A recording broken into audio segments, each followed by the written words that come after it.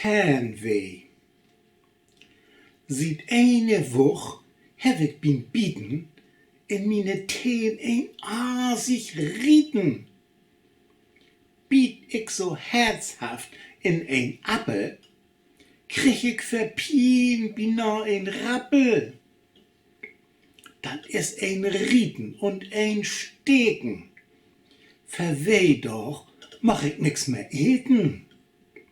Die ganze Woche Kartoffelbrei. Bloß af und an ein weeket Ei. Ich ruf den gauden Doktor an, wat he mi niemol helfen kann.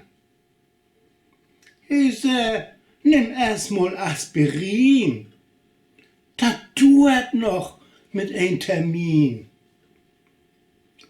6 Wegen schall ich luren. Wie Kassenpatienten kann dat duern. Ich knall den Hörer ob de Gabel und föhl mi furz, hundsmiserabel.